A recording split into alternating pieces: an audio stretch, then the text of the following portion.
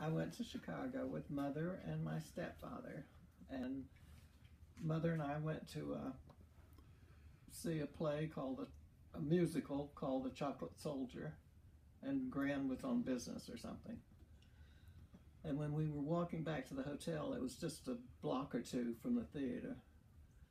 We passed two men in uniform, and one was Bob. And I looked back, and he looked back. And then Mother and I went in the lobby, and Mother wanted to immediately go up to her room because she figured Jack was back.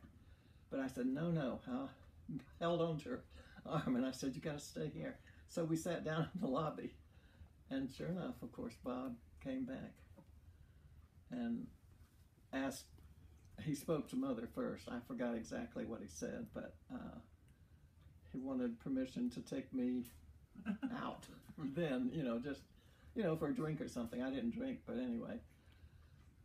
And so I went with him. We went to some bar. I remember they were playing German music, but he was on a cross country with the reserve, Air Force Reserve, and they got snowed in.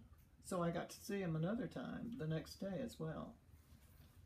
And then, of course, he had to leave, and then we went back to Memphis. I was living in Memphis, Tennessee at the time. And your dad, of course, was in St. Louis, but he was on a flight because he was in the reserve. So I went back to Memphis, and I don't recall how long it was before he came to see me in Memphis.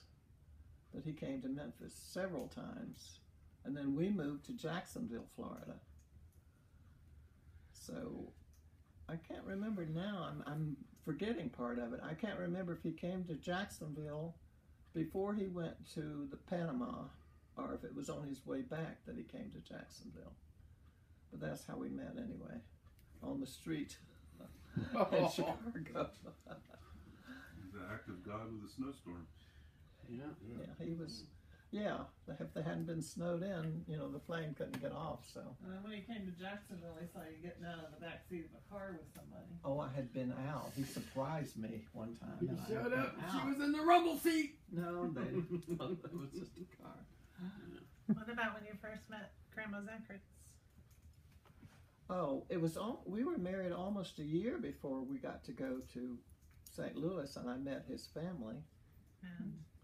And she was lovely. She made, let's see, what kind of southern corn patties or something that was, southern.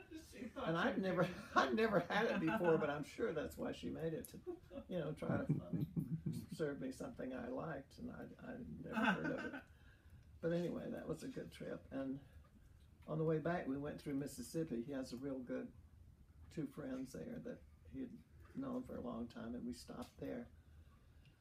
And they were all gung-ho to take him out into the wilderness and the woods because they were hunters. And Dad liked to go out shooting, but he didn't like hunting.